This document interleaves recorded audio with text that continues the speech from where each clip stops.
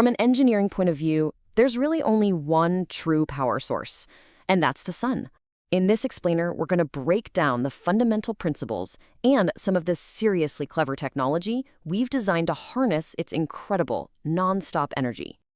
Okay, let's dive right in. To really get a handle on the engineering challenge, you first have to appreciate the sheer scale of it all. I mean, think about it. Our sun, this massive sphere of hot gas, is 150 million kilometers away. And yet, from that incredible distance, it's bathing our tiny planet in enough energy to sustain, well, everything. And of course, engineers, we love to put a number on things. So here it is. This is the solar constant. It's the amount of raw, unfiltered solar power hitting a single square meter at the very top of our atmosphere, 1,367 watts. This number is absolutely critical. It's the baseline for designing everything from satellites to climate models. It's the total energy budget we get to work with before the atmosphere takes its cut. So here's our roadmap. We'll start with the sun itself, then we'll follow that energy on its journey down to the ground.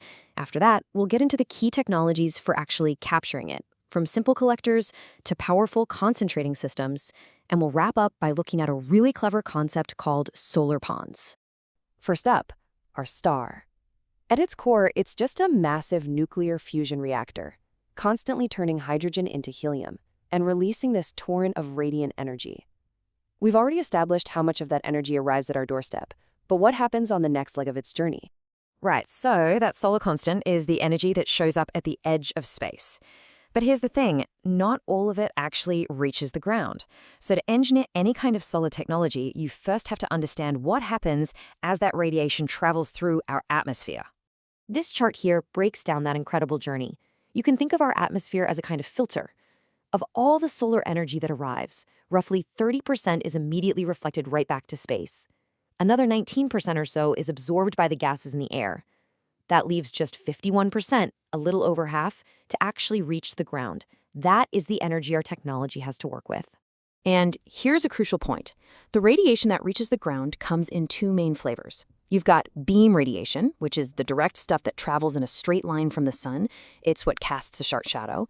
Then there's diffuse radiation. That's light that's been scattered by the atmosphere. It comes from all directions, which is why you can still see during the day even when you're in the shade. Now, understanding this difference is absolutely critical, because some technologies can only use one type of light, while others can use both. Which brings us to the hardware. Okay, now that we know what kind of energy reaches us, how do we actually capture it? Let's get into solar collectors, the actual devices we've engineered specifically to turn all that sunlight into useful heat. This right here is the workhorse of solar thermal technology, the flat plate collector. It's such an elegantly simple design. You've got a transparent cover, an absorber plate with a dark surface to maximize heat absorption, and some pipes for a liquid to flow through and pick up that heat, all tucked inside an insulated box. And this shows you just how it works. Step 1. Solar radiation, both beam and diffuse, passes straight through the cover. Step 2. That dark absorber plate just soaks up all that energy and gets hot. Step 3. A liquid, usually water, circulates through tubes attached to the plate, absorbs the heat, and carries it away for us to use. It's a fantastic design for things like heating water for home. Now, flat plate collectors are great, but they can lose a lot of heat back into the air, especially in colder climates. So, how do you engineer a solution to that problem? Well, you create an evacuated tube collector. The goal is the same, capture heat, but this design is all about minimizing heat loss. The key innovation here is the vacuum. Each collector is made of two glass tubes, one inside the other, and all the air in the space between them has been pumped out. Just like in a thermos, this vacuum is an excellent insulator. It prevents the heat that's been captured by the inner tube from escaping through convection. This allows the collector to get to higher temperatures and operate way more efficiently when the outside air is cold. Okay, so flat plates and evacuated tubes are great for heating water, but what if you need much, much higher temperatures? We're talking hot enough to create steam for industrial processes or even to generate electricity. For that, we can't just absorb sunlight, we need to concentrate it. To concentrate sunlight, engineers use two main strategies, and they're both based on curved mirrors. You can use a long U-shaped mirror, that's a parabolic trough, to focus light onto a tube. Or you can use a dish to focus all of that light onto a single, intensely hot point. It's the difference between a line focus and a point focus. And that choice has some pretty big consequences.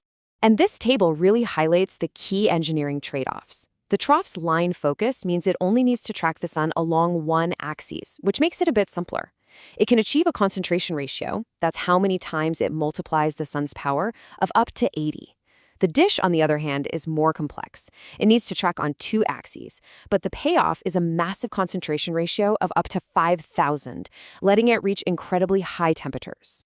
Now, for our final concept, let's think on a much larger scale. I mean, instead of manufactured collectors, what if you could turn an entire body of water into a combined solar collector and a thermal storage system? That's the wild idea behind a solar pond. The genius of a solar pond is how it hacks basic physics. See, in a normal pond, hot water from the bottom rises. That's a process called convection. But a solar pond is engineered with a salinity gradient. It's very salty and dense at the bottom and gets fresher at the top. So when the sun heats that bottom layer, it's just too heavy to rise. Convection gets stopped cold, and a heat gets trapped, letting it reach temperatures as high as 90 degrees Celsius. It's so clever. So we've seen everything from simple flat plates to industrial-scale concentrating dishes and even massive ponds that trap heat just by using salt. It really shows the incredible versatility of solar thermal engineering. The core physics is simple, but the applications are always evolving, which leaves a pretty fascinating question for the next generation of engineers.